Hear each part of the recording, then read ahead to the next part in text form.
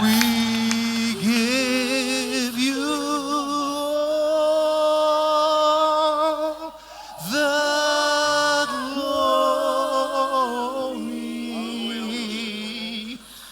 We worship you, our Lord. You are worthy to be praised.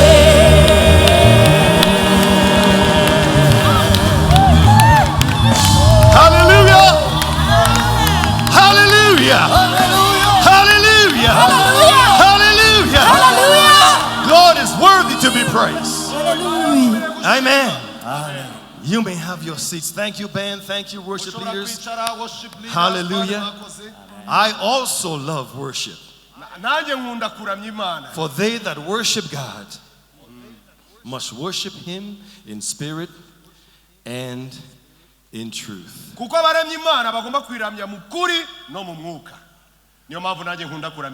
an awesome God we serve. It's great to come back to Harvest Bible Fellowship Church. I was here 4 years ago. I would have been here earlier, but the devil gave us COVID. But how many of you know what COVID stands for in Canada? C, Christ. O, overcame. V, virus. Oh, hallelujah. I, in. His D, death. Christ overcame virus in his death. Yesu yatsinze virusi murupfu. Nibyo? Amen. Amen.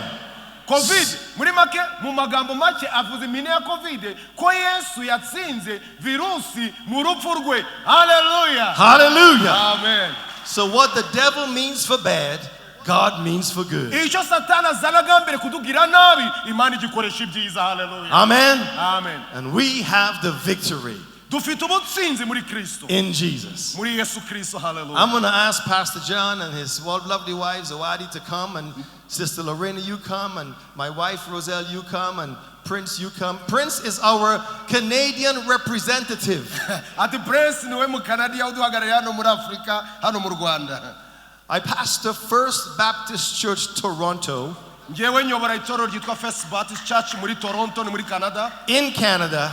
Mu gihugu cya Canada. But this is my second time in Harvest Bible Fellowship Church. Ariko ubu bwa kabiri ngeze mu itorero rya Harvest. So I would like to marry you.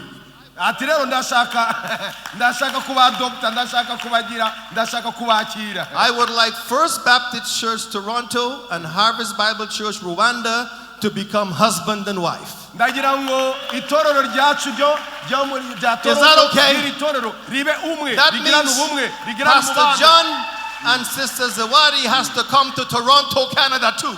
Ati kandi Amen. Pastor John n'umudamu we nabo bagomba kuza i Toronto muri Canada bakadusura. And they are welcome. Kandi tubahaye ikaze. The last time I came, we had church behind the building. Ubwo naherukaga hano twari dufite itorero hariya mu mashuri no twasengeraga. You were constructing this building. Bari muri kubaka uru rusengero. And look what God has done. Ariko reba ibyo Imana yakoze. Because we walk by faith and not by sight. Kuko tugendera mu kwizera ntabwo tugendera mu byo amaso yacu areba. And I heard you had 6-year anniversary. Numvishe ko mwagize imyaka 6 itorero rimaze ribayeho.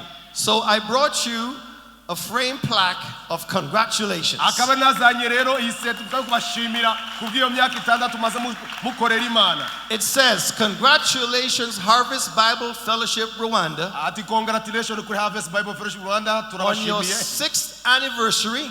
Kubw'imyaka 6 mumaze. We thank God for your leadership Turashima Imana kubw'ubuyobozi in your faith and community. Mu kwizera kwanyu kandi naho muri mu giturage aho mukorera muri community. We pray you will continue to grow. Turabasengera ngo mukomeze mukure in spiritual strength, mu mwuka, worship, mukuramya, and dedicated mission. kandi no mukwiyemeza gusoza inshingano nkuru misiyo twasigiwe n'Imana. Matthew 16:18. Matayo 16 umurongo wa 18. Upon this rock Kuri uru rutare I will build my church. nzubaka itorero ryanjye. Upon this rock Kuri uru rutare I will build my church. nzubaka itorero ryanjye. Hallelujah. Amen. Hallelujah. Amen. Hallelujah. Amen. So Canadians, Aba bene data we baturutse muri present Canada bahagarariye itorero rya First to Baptist Pastor Church. John and Sister Zuwari. Bashikirize Pastor John n'umudamu we. Yego. Okay. Thank you. Let's me go on this side. Okay. Thank you. Wow. Thank you so much. Yeah. Amen. Amen. Congratulations. Imana ibahe umugisha turabashimiye. Thank you. Thank you. We are family now. Ubu none turi umuryango turi umwe. We are the family of God. Turi umuryango dufite ubumwe. Amen. Hallelujah. Hallelujah. Amen. Hallelujah. Amen. Let me just share with you a word from the Lord Reka none dusangire ijambo ry'Imana. that I believe every one of us needs to hear today. Kugira ngo buri wese muri iki gitondo aze gukurikira. And I start from where it started in the Bible. Ndahera aho bitangira muri Bibiliya. In the beginning. Mbere na mbere mu itangiriro. In the beginning. Mbere na mbere mu itangiriro. God. Imana. Not you. Ntabwo ari wowe. Not First Baptist Church. Ntabwo ari itorero ry'Ababatista. Not Harvest Bible Ntabwo ari Church. Harvest. Not your President Edward. Ntabwo ari perezida cyangwa uwo ari we wese. Not Pastor John. Ntabwo ari Pastor John. Not Pastor Wendell. Ntabwo ari Pastor Wendell. But in the beginning. God. Imana. God. Imana. God. Imana. Alpha and Omega. Itangiriro God. n'iherezo Imana. And then God said, None Imana iravuga. in the beginning, Mu itangiriro God created Imana yaremye the heavens ijuru and the earth. n'isi. And he said, let us, None avuga reka twe. plural God, us, Mu Imana mu bwinshi twebwe. Father, Son, Holy Imana Spirit, data Imana umwuka Let Imana us mwana reka twebwe make mankind. tureme umuntu. It was in the beginning. Byari mu itangiriro. But this beginning Ariko iryo tangiriro was not the beginning of God. was not the beginning. Of God. Ntabwo ryari itangiriro ry'Imana. It was the beginning of you and me. Ryari itangiriro ryawe nanjye. It was the beginning of humankind Ryari itangiriro that ry'ikiremwa God muntu. made in his image. Abantu Imana yaremye mu ishusho Don't yayo. get confused. In the beginning, it was not about God. Ntukabyitiranye. Because God has no beginning. Ntabwo Imana ifite itangiriro. Ntukavere ngo mu itangiriro ngo Imana He ari is Imana. the Ntabwo eternal Imana igira God. itangiriro. Forever was, Imana yari iriho mbere na forever mbere. is, Imana iriho and forever shall kandi be. Imana izahoraho. Amen. Amen. Amen. I am not familiar with Kinyarwanda. Ntabwo menyereye Ikinyarwanda. I know English very well. Nzi Icyongereza neza. But before Kinyarwanda, Ariko mbere y'Ikinyarwanda. before English, Mbere y'Icyongereza. your Bible was written in God's Bibiliya yari language. yaranditswe yari ihari. It's called Hebrews. Yari yanditswe mu rurimi And the rw'Igiheburayo. Hebrew word for beginning is reshish. Ijambo ry'Ikigiriki mu itangiriro ngo reshish. Reshish. Reshish. And it means first Bivuze ngo icya mbere or mbere na mbere. evolved or beginning. Itangiriro Has nothing to do with God. ntaho bihuriye n'Imana. It means you had a Ahubwo bivuze beginning. weho ni wowe ufite You itangiriro. had a beginning. Wowe ufite itangiriro. You had a beginning. Wewe wagize itangiriro. Can I say, Ese nshaka kuvuga. even President Trump had a beginning? Yewe na President Trump nawe yagize itangiriro, afite aho yahereye, afite aho yatangiriye. Every president had a beginning. Buri mu president wabaye wese afite itangiriro, afite aho Every yahereye. politician had a beginning. Buri mu politician ukomeye Every yagize pastor had a itangiriro. beginning. Buri mu pastor agira itangiriro. What's interesting is this. Ariko igitangaje ni iki? We turn to John chapters 1. None twagera muri Yohana igice cya mbere, ubutumwa bwiza bwa Yohana. The book of John chapters 1. Ubutumwa bwiza bwa Yohana igice cya mbere. In Genesis chapters 1 verse 1, Mu itangiriro igice cya mbere umurongo wa mbere, God declares in the beginning Imana avuga ngo mbere na mbere God, Father, Son, Holy Spirit created. Imana data, Imana umwana, Imana mwuka, Imana mwuka baremye. In John chapters 1 verse 1, Noneho mu Yohana rimwe umurongo wa mbere, the gospel of Jesus Christ shows up. noneho ubutumwa bwiza bwa Kristo buratwereka. And this is what it declares. Noneho buvuga ibi bikurikira. In the beginning. Mbere na mbere. In the beginning. Mbere na mbere. Was the Word. Hariho jambo. Oh, let's continue. Reka dukomeze. Because Genesis chapters 1 told me in the beginning. Kuko itangiro ryambwiye ngo mu itangiro mbere na mbere. Over 4,000 years later, Jesus shows up. Muno nyuma y'imyaka ibihumbi nka bine Yesu abaraga araje. And the gospel is telling me, none ubutumwa bwiza buri kumbwira. In the beginning was the Word. Mbere na mbere hari jambo. And the Word was with God. Jambo yahoranye n'Imana. In the beginning. Mu itangiriro. And the Word was God. Kandi jambo yari Imana. In the beginning. Icyo gihe mu itangiriro. And He was with God. Uwo yahoranye n'Imana. In the beginning. Mbere na mbere. Jesus was there in the beginning. Yesu you and I were created. Hallelujah, somebody. He is both divine in His purity as a Godhead figure. Yesu yabayeho mu bumana bwe bwose bwuzuye mbere na mbere ko twe tubaho. But God gave Him a human beginning like you and I. Ariko none Imana yaje guhereza Yesu itangiriro ry'ubumuntu. Why? Nawe dufite ubumuntu dufite ubumuntu. Why? Kubera iki? Because when He said, let us make mankind, ubwo yavuga ngo reka tureme umuntu, the first mankind, umuntu wa mbere, they sinned. yakoze icyaha. They failed. Baratsinzwe. They disobeyed. Basuzuguye Imana. And God had to bring redemption back none Imana yazanye umugambi w'agakiza to His beginning creation. kugira ngo yongere icungure ibyaremwe. And He sent His only begotten Son. none yohereza umwana wayo umwe w'ikinege. From the beginning mu itangiro mbere ya byose into the present, kuza uyu munsi mu so we can re-experience kugira ngo twongere God's plan kubona kujya mu mugambi w'Imana kubwo ibyo yaremwe byose. Let's continue on. Reka dukomeze. Because in the beginning, kubera ko mu itangiriro the Jesus who is the Word, Yesu ari we jambo. verse 14, ku murongo wa 14,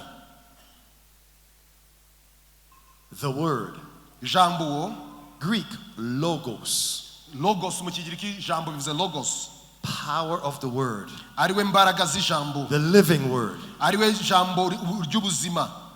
The beginning in Greek word mu kigiriki ijambo the beginning cyangwa se itangiriro is ashe. bivuga ashe. So in Genesis 1 is reshish. muri itangiriro bya mbere ni reshish. In the New Testament written in Greek, none mu isezerano rishya ryanditswe mu kigiriki ashe ni ashe niryo jambo ry'ikigiriki rikoreshwa.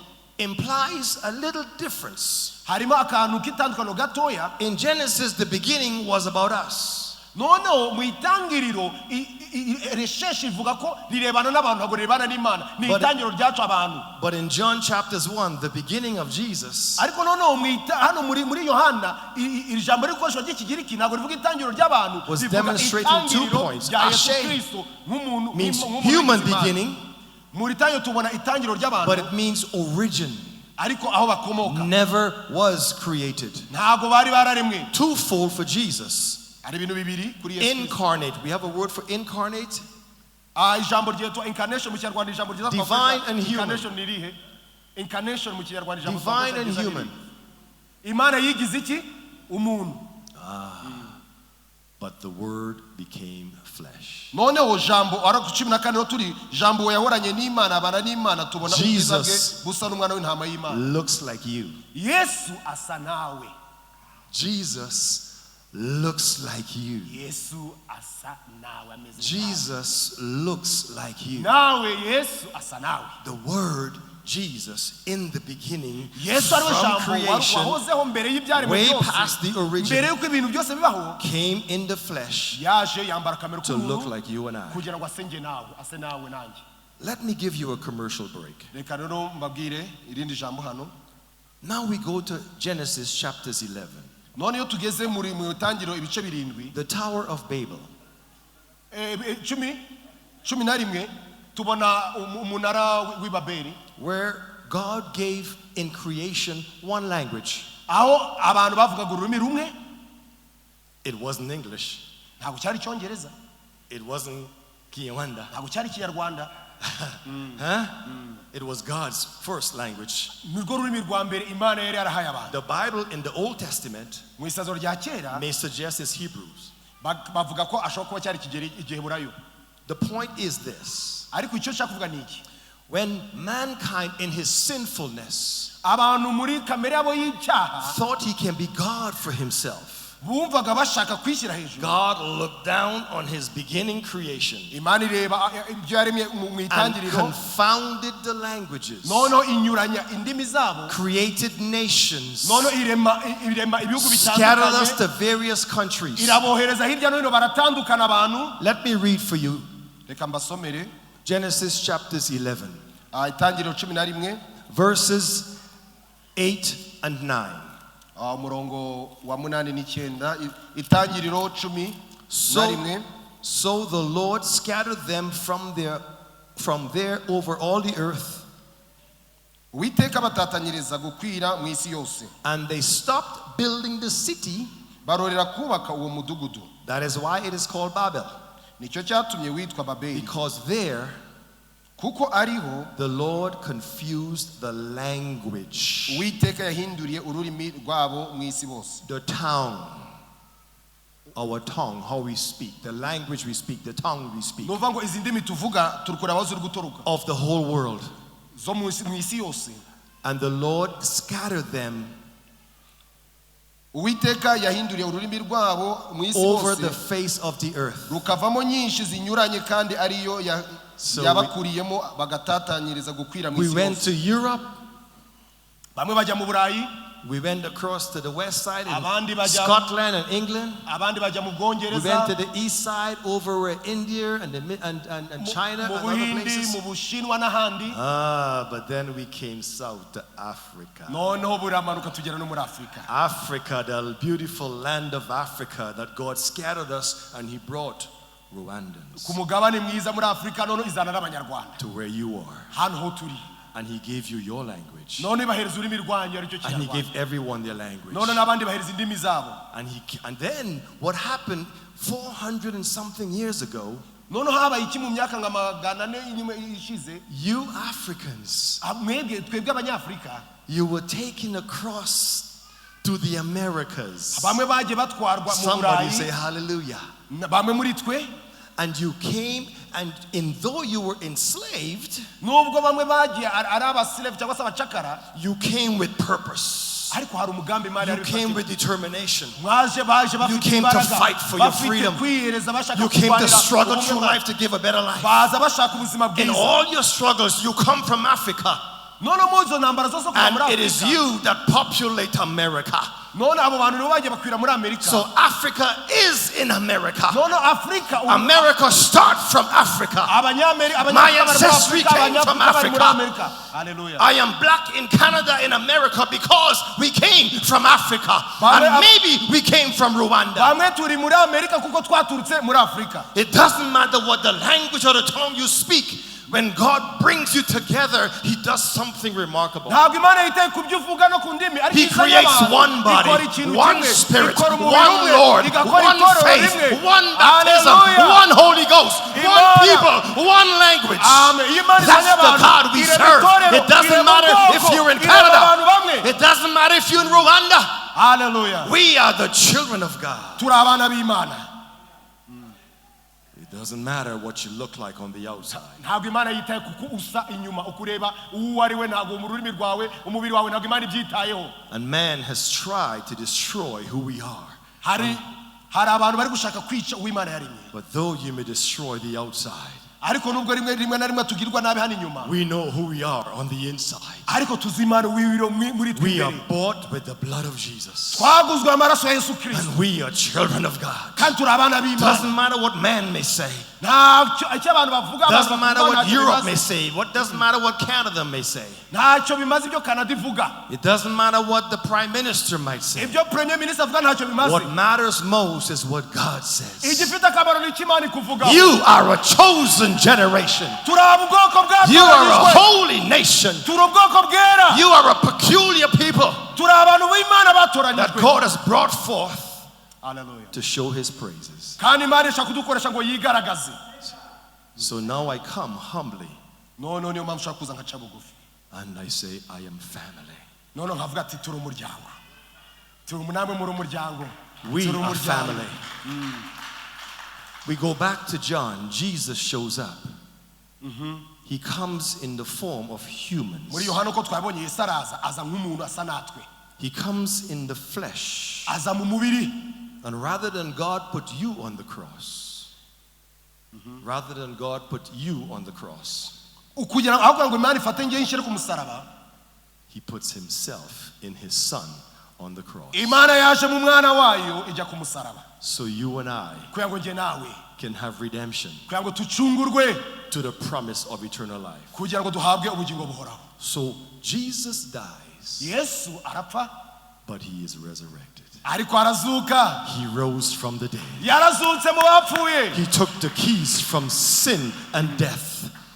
He took the keys from sin and death. None aragenda afata imfunguzo azambura urupfu n'icyaha. He grabbed them from Satan Azambura Satani. and he told Satan, no more control Aravuga Satani nta bubasha ugifite. over my people. Ku bantu banje. They have been set free Abantu banje by the barabohowe. blood of the Bari mu Lamb. mugambi wanje. And whom God has set free Abamana yabahoye. is free indeed. Barabohotse by'ukuri. I know you got struggles. Hallelujah. I know you got suffering. Ndabizi ufite I umubabaro. know life is tough Ndabizi sometimes. ubuzima buragoye. I know you don't have the money to pay your bills Ndabizi sometimes. ufite amafaranga yo kwishyura wenda ibintu. But God has promised Ariko Imana yatanze that he will isezerano. never leave you. Ntabwo He izagusiga. will be with you. Ntabwo izaguhana. He will provide for you. Imana izabana nawe He is your izakugaburira. promise of eternal life. Imana yaduhaye isezerano You may ry'ubuzima die buhoraho. on this temporal earth, Ushobora kuba uri hano ku isi uyu but there munsi. is an eternity Ariko promise for hari you. ubuzima buhoraho. And you've got a mansion Kandi ibyo ugomba kuba ufite just misiyo. over the hilltop Ufite misiyo Imana yaguhaye in iri that hejuru bright cyane. land where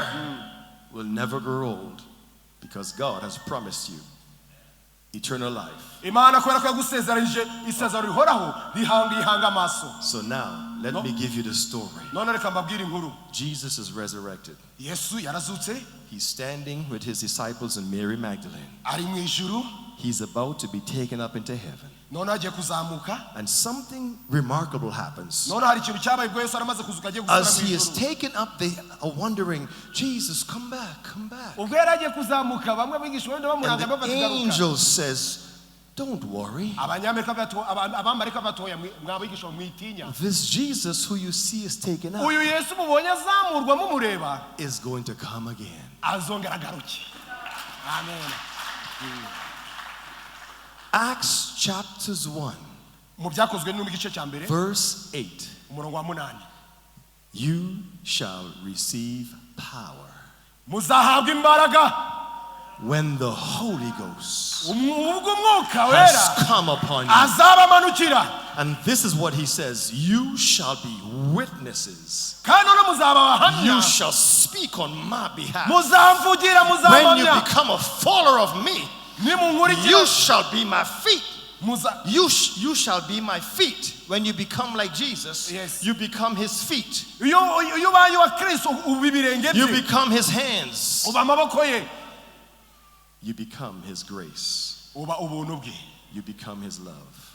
Uba urukundo rwe. You become his hope for humanity. Uba ibyiringiro bye kubw'ibyaremwe byose. Because the only people the only Jesus they will ever see on this earth, especially in here in Rwanda, is you. Kuko Yesu abantu bakeneye The kubona only nta Jesus wundi they will ni wowe see ni is wowe you. ni wowe abantu bakeneye kubona muri make abantu bakeneye kubona Yesu muri wowe nanjye. And what Jesus did in Acts chapters 2 when he left, the Holy Ghost showed up. Remember, Genesis chapters 11, what does God do?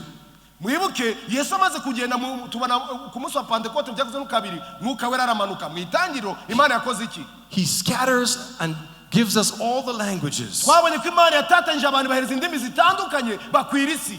But in Acts chapters 2, Mu byakozwe ni mu bice bibiri when the Holy Ghost came ubwo umwuka wera yamanukaga and filled the upper room kandi akuzuza mu nzu mu cyumba cyo hejuru bari bari with the power of the fire that came down, n'ibirimi by'umuriro byari byamanutse. look what it says in Acts chapters 2. Reka turebe icyo bivuga mu byakozwe n'umwa ibice bibiri. I hope you are following the thought. I hope you're following my thought. ariko ndatekereza ko muri gukurikira muri kumva ibintu ndi kuvuga. Acts chapters 2. Ibyakozwe no bice bibiri. Verse 1. Umurongo wa mbere. When the day of Pentecost has come, it came for a purpose. When we were scattered because of sin, Jesus came to bring us back into oneness. One faith, one body, one hope, one baptism. And he brought back our language into one. It's called the heavenly language, the language that God understands. You see, I thought when I come from Canada to Rwanda, maybe I come and I bring God with me. You say you brought? I thought I could bring God with me.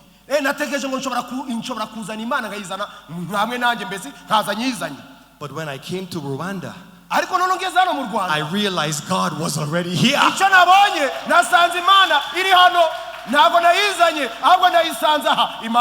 Maybe I don't understand Kinyarwanda. Maybe you don't understand English. But we understand Jesus. We understand Jesus. We understand Jesus. We are one family in God. Amen. And if I say hallelujah, you say amen. Acts chapters 2. Now we jumped to verse 6. The Holy Ghost came like the sound of a rushing mighty wind. Like fire filled the place. And the people start to speak in other languages. The New Bible Testament doesn't say there was Kinyarwanda, but I would suggest Kinyarwanda was in there.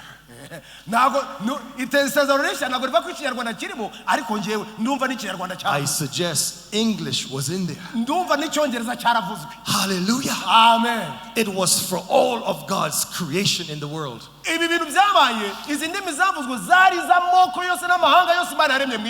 When they heard this sound, verse 6 of chapters 2. uwo muriri ubaye abantu benshi baratangara batangazwa nuko umuntu wese yumva babandi bavuga ururimi rw'iwabo. A crowd came together in bewilderment. barumirwa barahurura because each one kubera ko heard buri wese them speak yabumvishije in their own language. bavuga ururimi rw'iwabo. Before the Holy Ghost, before Jesus, we don't have oneness of language. We don't have oneness of faith. We don't have oneness of baptism. Genesis chapters 11. We keep sinning. God is detested by the people of Israel, his chosen people. God hates the sin of his people Israel. He shows through the whole Old Testament his judgment against sin. He scatters them all over the world. And we don't know each other's languages. But when the Holy Ghost shows up, but when the power of God shows up, when Almighty God, Yeshua HaMashiach, when he comes, we understand the language, because now it says here, because they heard each other speak in their own language.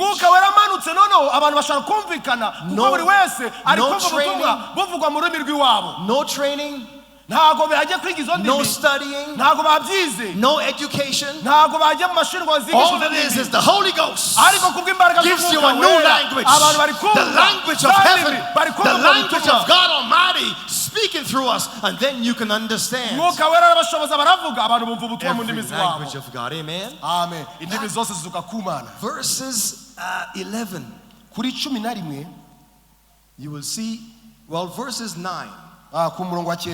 Parthians, kandi turi abiparati Medes and Elamites, n'abamedi residents of Mesopotamia, n'aba muri Mesopotamiya Judea and n'aba muri Cappadocia, Yudaya Pontus and Asia, abo muri Poto muri Aziya Phrygia, muri Furugiya Egypt, muri Egypte parts of Libya, muri Libiya Cyrene, muri Kurene Rome, Abaroma and Africa. n'abanyafrika Egypt and Libya. Egypt, Africa. Yes.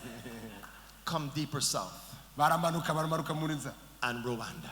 n'u Rwanda Go across to the east, to the west, iburasirazuba iburengerazuba amajyaruguru amajyepfo and you find Canada. noneho no muri Canada Oh, thank you, Jesus. Yesu shimwa. The Holy Ghost brings us into oneness. Umwuka wera atuzana mu bumwe atugira umwe. He brings us together as family. Umwuka wera aratuzana akatugira umuryango umwe. And now I'm going to close with the climax.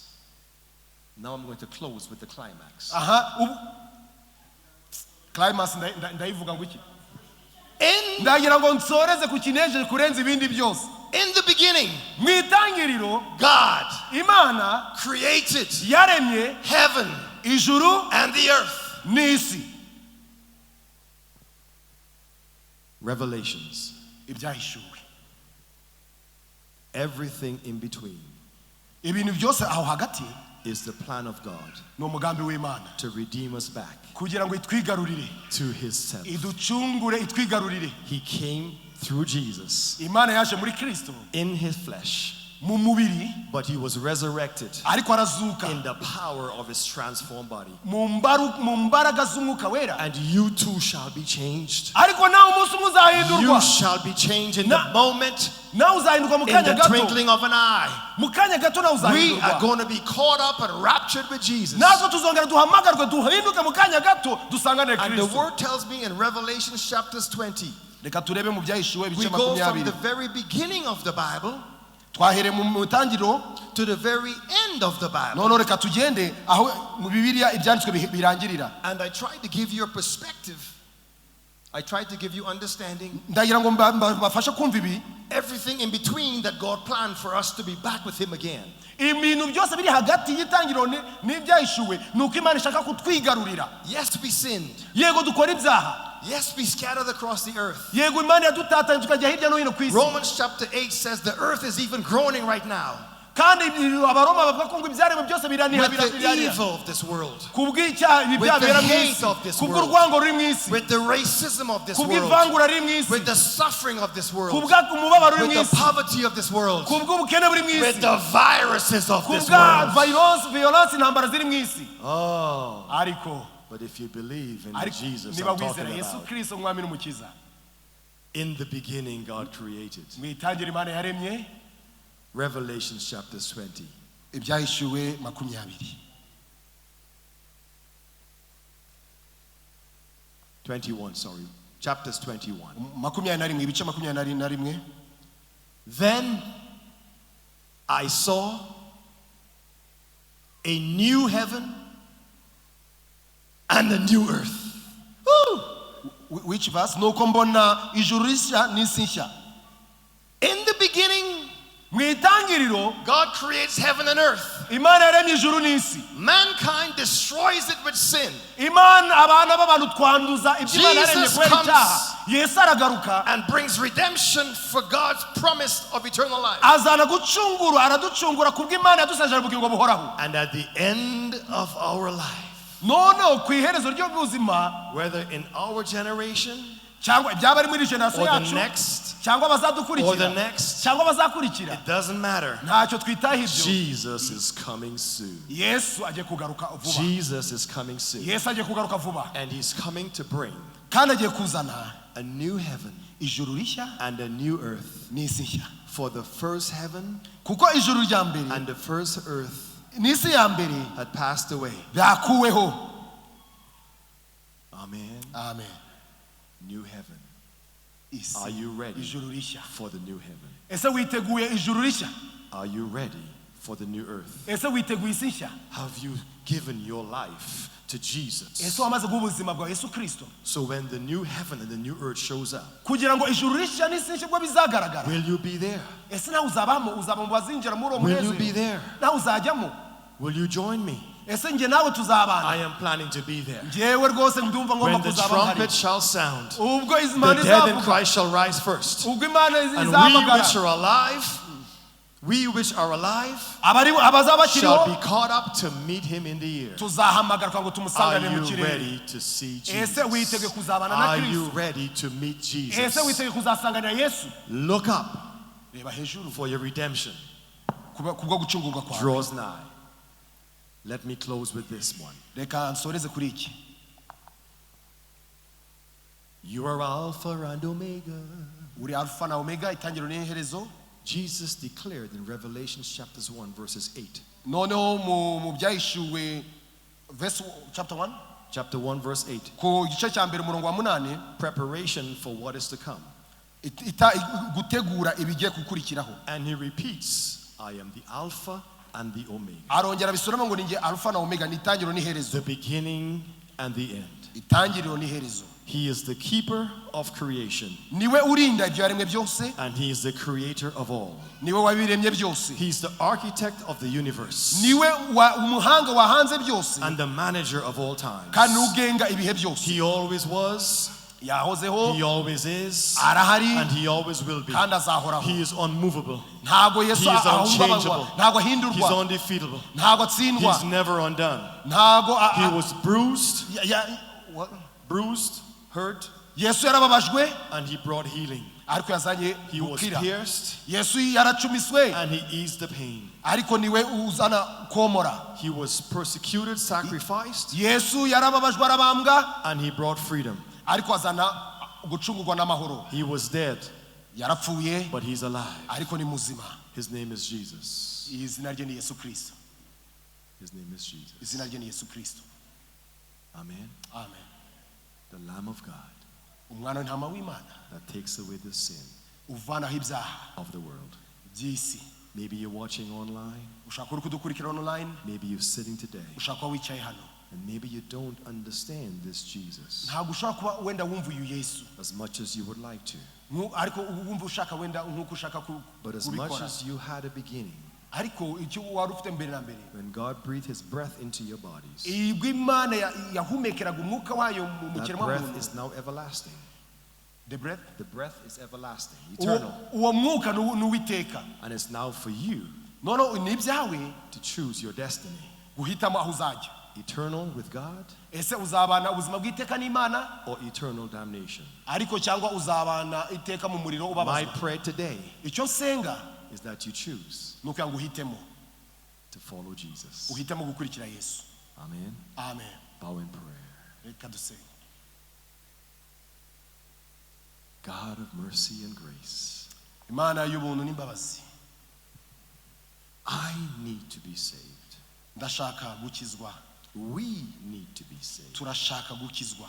I need your son Jesus. Ndashaka umwana wa Yesu Kristo. Pastor John needs your son Pastor Jesus. John akeneye umwana wa Yesu We Kristo. all need your son Twese Jesus. dukeneye umwana wa Yesu Kristo. And in that beginning story, Mu nkuru y'itangiriro you had a plan that you will give us wari ufite umugambi kuzaduha the opportunity amahirwe to accept your son Jesus kugira ngo twakire umwana wa Yesu Kristo as our Savior. nk'umucunguzi wacu. Maybe there are those, Lord, Hashobora kuba hari who may raise their hands and says, I need to know Jesus. ese niba uri hano ukaba ushobora kuzamura ikiganza cyawe, Maybe wenda kuzamura online, ikiganza cyawe maybe ko in ushaka sanctuary. Yesu Kristo.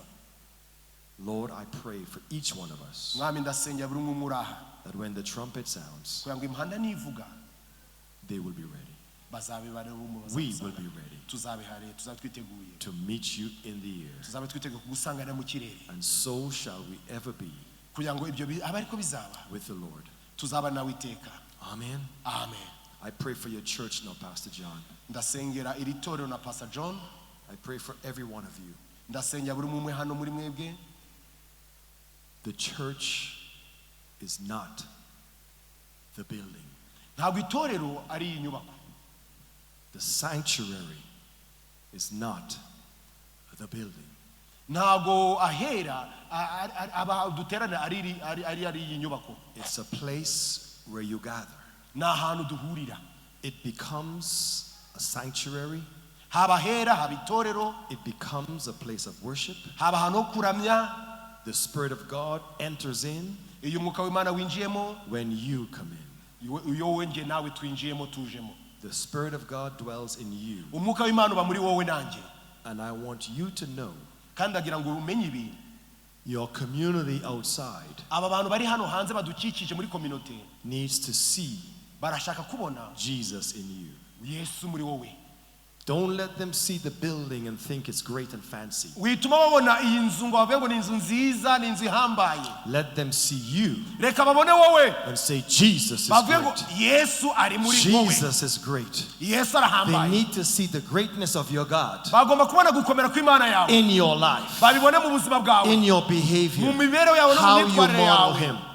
Attending this building does not make you a Christian. kuza hano mu rusengero ntabwo biguhindura umukristo. Attending this building doesn't make you famous and make you popular. kuza muri iyi nyubako ntabwo biguhindura umuntu w'ikirangirire ukomeye cyane. It's the blessing of God ahubwo ni umugisha w'Imana to educate you, kugira ngo ukwigishe to empower you, kugira ngo ugukomeze so you can become kugira ngo ubashe kuba the Jesus Yesu to Kristo your family, mu muryango to wawe, your friends, ku nshuti to your zawe, co-workers, ku bamukorana, and to those you encounter kuri abo bose muhura in your street. aho mu muhanda. My prayer, Pastor John and Sister Zawadi, icyo nsengera Pastor John na Zawadi and all your leadership, n'abo mukorana mu buyobozi bose, that God will continue to use you kugira ngo in Imana this ikomeze ministry kubakoresha 6 years and beyond, no birenze imyaka 6 gukomeza to transform the lives of people guhindura ubuzima bw'abantu towards the glory of God, kugira ngo abo bantu baze mu cyubahiro cy'Imana, transform towards Jesus as Savior. kugira ngo tubahindure abantu bahindurwe kuba Amen. abo Yesu And may yabacunguriye. God provide for your sanctuary and your building and your ministry Imana izatanga ibyo mukeneye kubw'inyubako kubwa ministeri yose according to His plans and His purpose. nk'uko yabigambire mu mugambi wayo. And I speak it into you, Pastor John and Sister Zawadi, kandi ibyo mbyatuye kuri Pastor and to your John leadership. n'umudamu we n'abo As you bayoborana. stay faithful, ubwo mukiranukira Imana God will be faithful to you as well. n'Imana nayo izabakiranuka, Amen. izabagira ibyiza. Prepare for greatness. mwitegure kubwo gukomera ibikomeye Prepare Imana igiye for gukora. God's ultimate power in this house. mwitegure ku by'Imana bihambaye Imana igiye In gukorera aha. Harvest Bible Fellowship Church. Harvest Bible Fellowship Amen. Church. May the power of God remain with you. imbaraga z'Imana zikomeze zibane namwe. And God bless you until we see you again. Imana ibamugisha ngo tuzongere tubonane. Amen. Amen. Amen. Amen. Amen. Thank you. Thank you. Oh, hallelujah. Karibu pastor. Arakoze mukozi w'Imana. Wow. Thanks, Reverend Gibbs. Thanks, First Baptist Church of Toronto, for allowing you to come and to share the word. I want to say thank you to the whole team at A Peaceful Life, your wife, your beautiful wife, for coming. We love you. And I am so happy today. I would like us all to stand, and I want us to end this service with worship. Let's have the worship team come back very fast, and we're going to sing Lamb of God. You're seated at the right hand of the Father. Amen. Tugiye gusoza iri teraniro turamya turaremba ngo mwana w'intama wicaye iburyo bw'Imana data uruwera. Lamb of God, you're seated at the right hand of the Father. You're holy. Holy is Lord, you're holy. All right. Yes.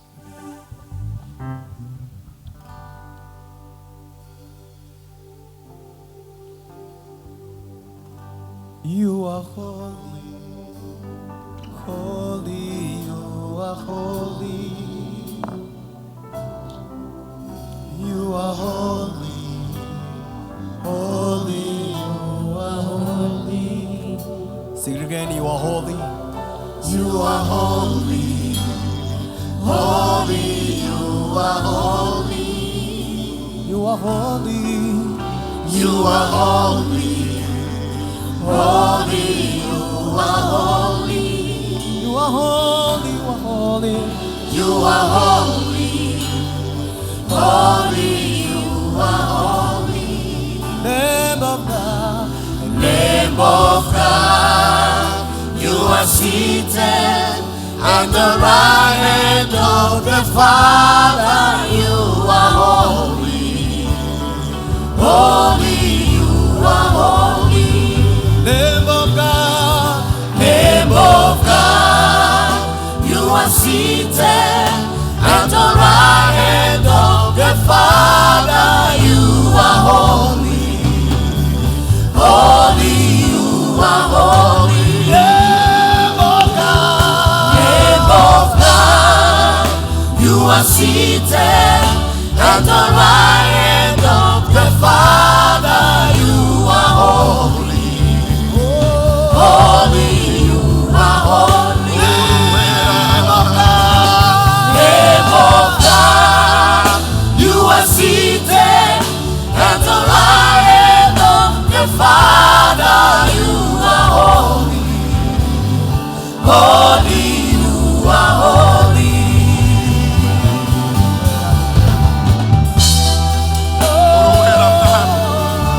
Icyubahiro ni icyawe mwami, imbabazi ni izawe mwami. Muri iki gitondo turagushima, tugushimiye ko wabanye n'ubwoko bwawe. Uruwera, uruwera mwami, uruwera mwami, wicaye iburyo bw'Imana Data. Uruwera, uruwera.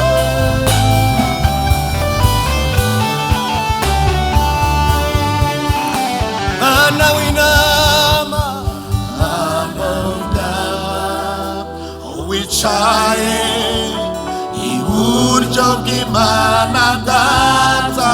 Uruwera mwami, uruwera, uruwera, uruwera.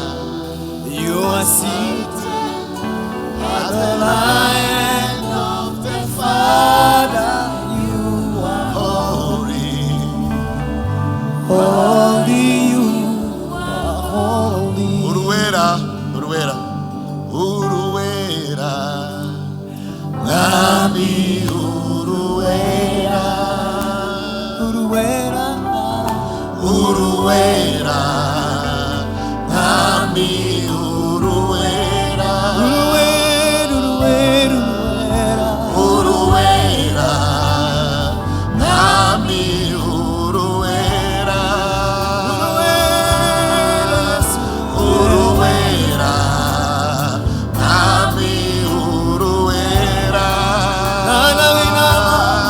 Mwana w'intama, wicaye iburyo bw'Imana Data. Uruwera mwami, uruwera. Mwana w'intama, wicaye iburyo bw'Imana Data. Uruwera mwami, uruwera. Mwami turagushima, ukubaho kwawe kuri kumwe natwe mu gihe tukiri muri iyi si. Ntabwo tuzabura guhura n'ibibazo, ntabwo tuzabura guhura n'ibigeragezo, nk'uko ubwoko bwawe mwami bwahuye n'ibibazo byinshi hagati yo kugira ngo bagere ku munsi umwuka wera bamanukira ngo babone imbaraga. Mwami, mu bibazo tunyuramo tuzi ko watsinze, tuzi ko wanesheje. Niwe mbaraga zacu, niwe gukomera kwacu. Mwami, wicaye iburyo bw'Imana Data. Mwami, muri iki cyumweru reka aba bagore bagende nk'abazi neza yuko uruwera. Reka imbaraga za mwuka wera zizagendane n'abamama aho bazaba bari, aho bazacururiza uzaba uri kumwe nabo, aho bazaba bari mu biro, mu mirimo itandukanye, mu mirima, aho bazaba bari uzagendane nabo mwami. Abagabo mwami, imbaraga zawe zizagendane n'abagabo muri iki cyumweru. Imirimo bazerekezaho amaboko yabo mwami, bose uzayiduheremo umugisha. Abasore n'inkumi turahamagara gutabara kwawe kugira ngo mwuka wera, imbaraga za mwuka wera zizabahe guhagarara uko bikwiriye, kugira ngo mwami bagaragaze itandukaniro. Reka bazatubona bazabone Kristo. Mwami, turifuza ko muri iki cyumweru uzadufashe kugira ngo tuzaba amaboko yawe, tuzaba ibirenge byawe, tuzaba ineza yawe. Abo tuzagirira neza bazabona ineza iturutse kuri wowe. Urakoze kuko ugiye kugendana n'ubwoko bwawe. Urakoze kuko twe tutakiri abacu ngo twigenge. Urakoze mwami, no mu mbaraga nkeze mubiri yacu uzabana natwe ukadutabara. No mu ntege nke zacu uzigaragaza, utwongerera imbaraga zituneshereza, zidutsindishiriza. Reka iki cyumweru tugende nk'abana bawe. Reka abarwayi bari muri twe mwami, urakoze kuko wakijije indwara, ukomeje kubakiza n'abagitegereje mwami. Dutegerezanye ibyiringiro kandi tuzi neza yuko mwami dufite imbaraga nyambaraga kuko tugufite. Dufite ubuzima nyabuzima kuko turi muri wowe. Reka iki cyumweru ugendane n'ubwoko bwawe mu izina rya Yesu Kristo umwami wacu. Amen. Mujyana amahoro ya Kristo, murakunzwe, you're loved. Mujyana amahoro ya Kristo.